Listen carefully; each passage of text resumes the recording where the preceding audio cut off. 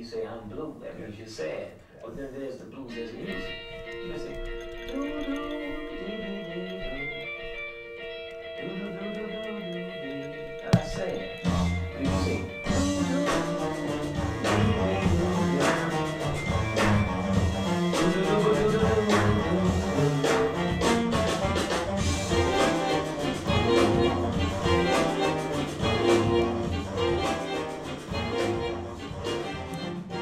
all right. Thank you. I'm here with Louis Marks. Hey. How you feeling? I'm great. Awesome. You know, today we're going to be talking about some unreleased materials. You know, Louis, let's jump right into it. Who are we listening to? So I've got about 5 tracks set up for tonight. Okay. 4 of them unreleased from the likes of Royal Crunk Jazz Orchestra that we're listening to right now, Mr. Russell Gunn. Russell. Some new music from Philthy.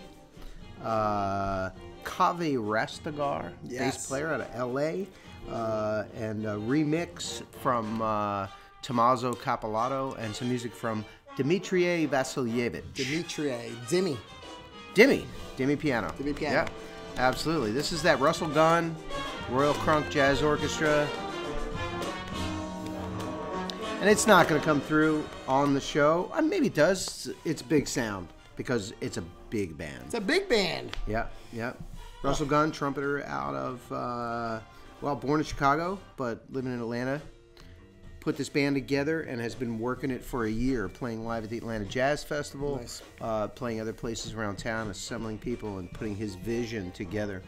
And had a great chat with him on a podcast-style interview that we're going to release on this here 21 Soul.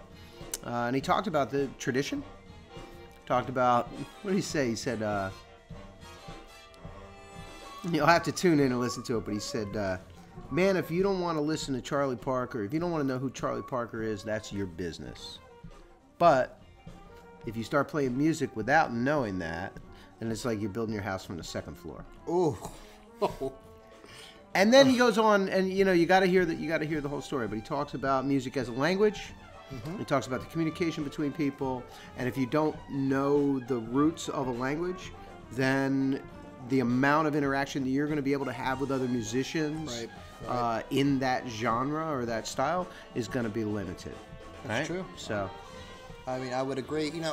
So I don't know, but I believe the man. No, that's a strong statement. The Charlie Parker statement is really strong. I wholeheartedly agree. You have to, you have to know where you came from to know where you're going. That's what I kind of feel. Mm-hmm. How did Russell come to, what's the story behind Russell coming to the label and this album, and who's that the was connection? funny. So Nick Rosen was on a Russell Gunn record, and we have a lost interview here with Nick Rosen right in this room that we gotta remember to put together. I'm looking at the producer over here like, don't forget that one. I keep forgetting it, but it was kind of like one of those, like, he popped in one day and we just sat down and talked. I remember. But I knew Russell Gunn's name from Nick, and from seeing it around and listening to music.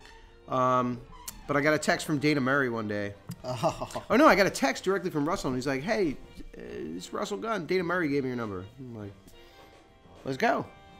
Let's do it. The connections are so surreal. Well, that's the funny thing is I kind of noticed with that one is, like, I'll jump on if something comes through referral and connection like that, it's just like, oh yeah, yes, because that works every time. I remember talking to a few other trumpet players that are on the label, kind of talking about what's coming out in the future. As soon as I dropped Russell's name, they're like, "What? Are you kidding me?" Yeah, big reputation amongst the players and people around the world too. I got messages from Japan. I got people messaging from London, like, "Oh my God, Russell Gunn, you're doing that." So, really exciting record and a really exciting and complex vision of his. And he points out it took a lot of guys to make it happen, and a lot of commitment. I wonder how old Russell is, because when I'm listening to the album, it kind of throws me back to my middle school years because of the remixes that he's doing. Big band style of some, like, 90s R&B hip hop stuff. Well, he does say that in the bio and in the interview. He's like, 90s hip hop was his thing, right? And then he went back and learned the classics. I love it. Gonna go out to L.A. for Mr. Phil Lassiter.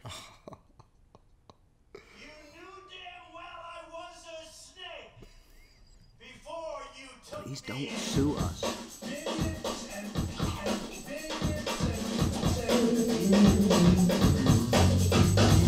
Let me help you understand why we say it for the man. Sick and tired of abuse. Find that voice inside you.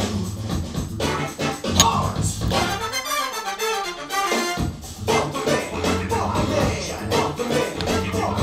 For the man. Heart. Whoever put that together should be like a horn arranger or something. He's probably a horn arranger for Prince, probably, right? That would be a good call. Yeah, that would be a call. So you know it, right? I know it loud and clear. You know, let me just jump in real quick because I've had a lot of interactions with Phil, you know, over the phone via email for the past several weeks, and what a great human being. I don't know how you do it, man, but you know, just a great person. He has another kid coming on the way. We started digging into the album. Oh, really? Wow. Yeah, he does. Next month, too. And you know, we started talking about the album and you know about the single, right? You know, what should I leak out there first? And the album really has a diverse, you know, obviously has that old school funk vibe, right? But then it has a lot of cuts that are really modern. You know, I don't want to say Bruno Mars, Justin Timberlake type stuff, but those are his words. Again, I'm excited about hearing people's reactions to this album. I think Phil, like a lot of people, he's got the chops, but you know, the question comes up is to like why is this great music not popular music? And we need to go meet people. You know, we need to meet people and get people dancing. Yep. And get it cooking. So I think that's why he references people like that. It's like, you know, there's a lot of guys that sit back and go like, oh man, I could do that. You know, Phil's doing it, right? He's taking it to the people, making great music, and I think a lot of it has to do with his connection with Elliot. Yes. Elliot Yamin. Yamin, am I saying that right? I hope. You know, kind of a pop soul star from, was it American Idol or one of those? Yeah, American Idol. American I think Idol? so. Yep. Yeah. Fantastic voice. You know, and they're having fun. And they're bringing it, and they're putting, you know, they're doing a popular style, but they're putting some heavy depth into it, you know. But I'll agree, Philip Lassiter is just an amazing person, so positive, yes. So chill, just like, what are we doing, you know? You know what it is? He's always like, if you're chatting with Phil, you're on his team, or he's on your team. There's no like, No. there's no friction. Just No. like, what are we doing? Let's go. Great. You know, I dig that. So. Yeah, digging into this album, I hear a lot of things, you know, that's awesome for the kids. There's some stuff that's great for the grown-ups. You know, it's a good blend of some hot music. Now I know he's connected with, you know, guys like Sput, guys like Terrace. How does Phil show up at the front door? Right. Well, Phil has several records out with us. Through the original, the first imprint that we ever did with Michael Lee with Snarky Puppy, we did ground up music. So he's connected with those cats that way. And I think, again, I'm going to have to refer back to my own interview. He went to Texas at some point and connected with those folks down in Deep Ellum, I think, with, you know. But on a different generation level, I think it was like Bobby Sparks and Bernard Wright, and then met The younger cats. RC. That was so nice. Dr. Martin Luther King Jr. Yes. And followed by Chris Dave on drums.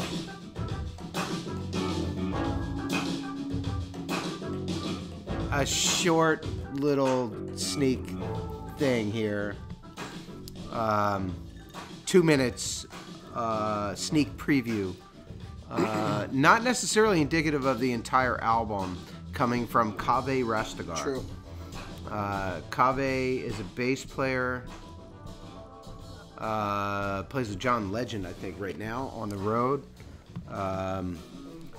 He's got some diverse interests. He's got a couple of records in the can that he wants to talk to us about, but they're different. And I haven't unpacked the whole thing, you know. And I've really only spoken to him in the process of getting the record ready, and we haven't had our interview yet. So I haven't talked about what his history is, and I'm really curious to see how that goes. Oh wow. But yeah, so Phil Lasser had a couple records out with us through the Ground Up imprint, and they were kind of great records, no doubt. But there wasn't like a heavy amount of discussion between me and Phil at that time. Like I didn't really get to know him until he messaged back and said, "Hey, you know, I want to put another record out." That's awesome. So, but really enjoying it. It's really funny because he can be flashy. From see the that purple from the suit? videos, are you kidding me? Yeah. I can't wait till I meet him in person, man. Just want to hang. We got to out. get him up here. Yeah, 100%. We talked about. I'll talk to you after the show. We talked about. He's excited. Let's put it to you that way. Nice. He's really excited, and he has some big plans when it comes to tour, and I think the Northeast is on the schedule. Good. Looking forward to it. I'm gonna take it over to Yes. Rome/London, somewhere between those two.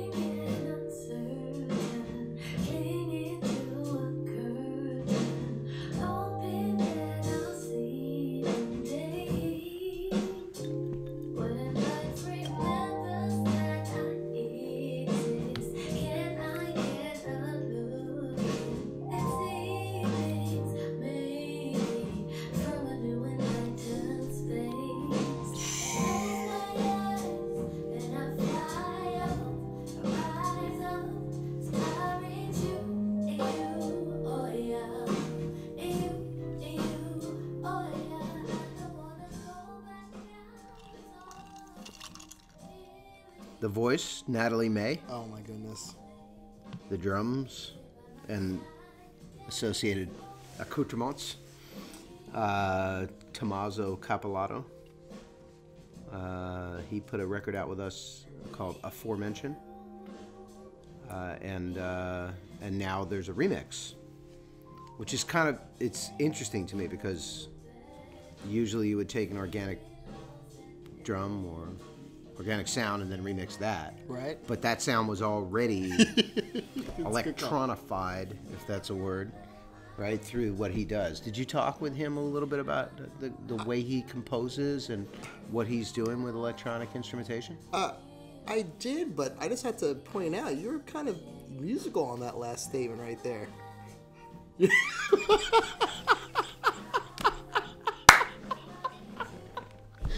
What's going on? You're kind of making music talk right now. All right. I mean, I'm just saying. I don't know what else I can do but walk off set. Just saying. You're scaring me now. It's just funny because when I know about music, it's all over. well, I mean, done, for 'cause those I'm just winging it, For those of folks. you guys who don't know, Lewis, you're not a musician. You're not you're not playing musical instruments. You know, so there's a lot of conversations we've had, off the record about how you approach A&R, and that's a whole other topic. But right there, that was pretty profound. That was. Well, I can simplify that. Just very well. Thank you. I'm gonna have to watch this and make sure I don't do that again. Because now it sounds like I'm bullshitting, right? No, I mean, No. I tried to play guitar when I was 38, 39 years old, which is a long time ago in human years, in music business years. And I learned 4 chords, and I was operating on the John Prine quote. I learned these 3 or 4 chords, and I liked them so much I never bothered to learn anymore. And I thought for some reason that would be good enough. But I bought a Martin guitar, right? You know the story. We're gonna tell it on here. So I buy a Martin guitar, like one of the D series, whatever, it's D40, right? And because I'm so proud, because I'm like, I'm buying a guitar when I'm 38. I can afford a good guitar, right? So I'm Right. gonna buy a nice Martin, And I take it home, and I'm playing for like 2 weeks, and I'm trying, and I take it back to the store. I'm like, there's something's not right. Right? I don't know. I'm like, can you look at the guitar? And the guy's like, play a chord for me. So I played, whatever I thought was the easiest one at that point. And he goes, nah, the guitar's fine. You just suck. I'm sorry. So then, no, it was great. I was like, boom, right? And I just stood there speechless, and he said, come back here. Let me downgrade you. No, he said, we have. He said, look at a Guild, Okay. or Gibson or something. He said, everything you do wrong on that Martin is gonna bounce around the room. Yeah, I agree. And that I got, which is funny. Or at the time I was like, great. So hide my mistakes is part of music. Got it. Right?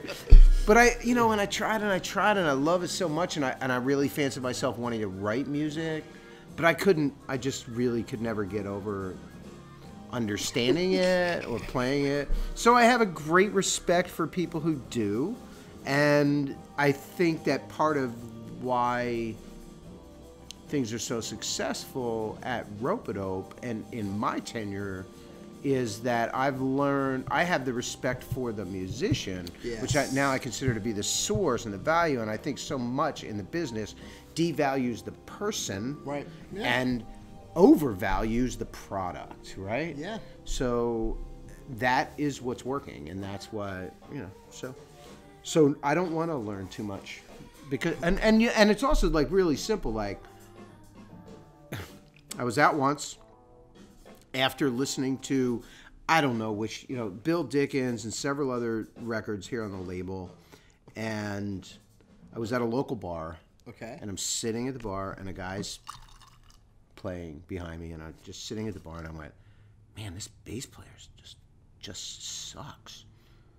And I was appalled.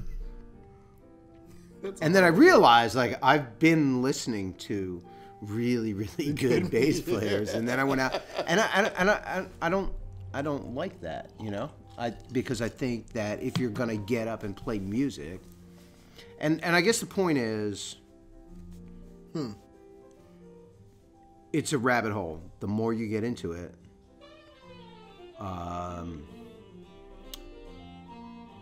the harder it is. It's like a forest, right? The harder it is to have the overview, right? I agree. Once you get in, we see this in the studio, we see it here on the show, right?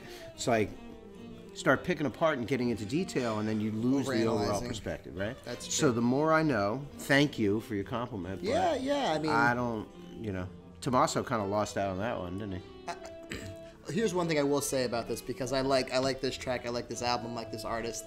But before we get into this, real quick, Tommaso, that last track, Natalie May, do you know the story behind that? On how that all came to fruition? I'm gonna butcher this, but you can hopefully fill in the blanks. She was at a show where Tommaso was at. She pulled out her cell phone. She started singing this melody over that track. And then that's how that landed. Right, and sent it to him, I think it was like 6 months later. That is in the interview that we taped here. Okay, awesome. Taped. Awesome. Recorded. Digitized. Right here. So that'll be on 21 Soul as well. What was the expression? The film on the floor? Cutting room floor. Yeah. Nothing's on the cutting room floor anymore. It's clean as can be. Oh my goodness. It's littered with old laptops. Yeah, but dig it in. Shameless plug. Downloads.ropeadope.com is where you want to grab all of this music. By the time this probably airs, you can grab a couple of these tracks, at least some of the IG tracks. They can start with this. This is Dimitrije Vasiljevic with a track called Balkana, Urbana. Serbian. Yes. Born, classically trained. He's a beast. New Orleans raised, Yes. in a sense. And he's a professor in New Orleans, and just beautiful record. That is out at downloads.ropeadope.com. Yes. The Tommaso Cappellato is at Mashabeats. Mashabeats, that's right. .bandcamp.com, Mark the Clive I low. believe. So one of our imprints. The other three, you'll have to wait, tune back in, subscribe. We'll have premiere more of that music soon. Yeah. This was a fun one, man. There was no shame in that plug. No. No doubt about it. Yeah. Make sure you guys subscribe, because listen, you heard the intro. There's a lot of stuff coming out.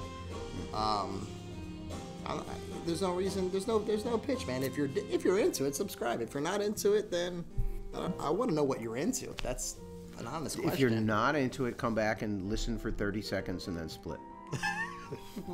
Here we go. All right, we're drifting. Okay. I'm sorry, what do we got coming up? What's happening? We have a lot of things coming up. By the time this airs, can I talk about the live stuff that's coming down, or We can. Yeah. All right. So, here in the Northeast, we have, we put together in collaboration with World Cafe Live, a residency of sorts. Second Thursdays of every month. Is that correct? The 21 Soul Sessions. 21 we came up with the Soul name Sessions. yesterday. I love right? it. Who do we have? Heading that?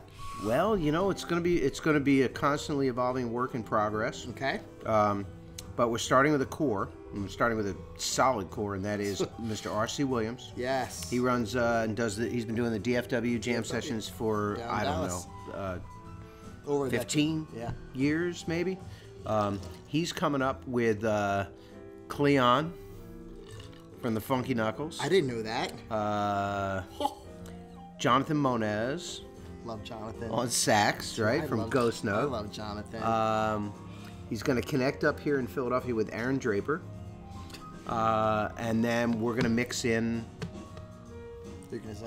a lot of other things, right? We're going to talk about the possibility of Angelo Moore from Fishbone and his band, The Brand New Step, coming in.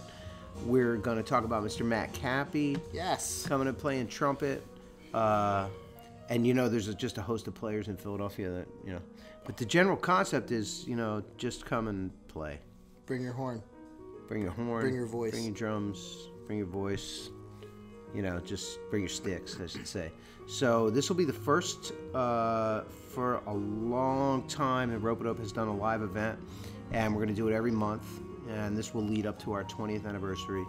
And I'm curious to see what happens. I love it. You know? We have live performances that were recorded right here coming out. We have some educational programs coming out. We have some podcasts coming out. We have some stuff, man. It's been very exciting. It's been very exciting. All right. I got nothing. I got nothing. I think we're finished early. Thanks for tuning in. It's good. I'm going to turn this up and just listen to this for a minute. Say thank you. 2, 3, 2, 3.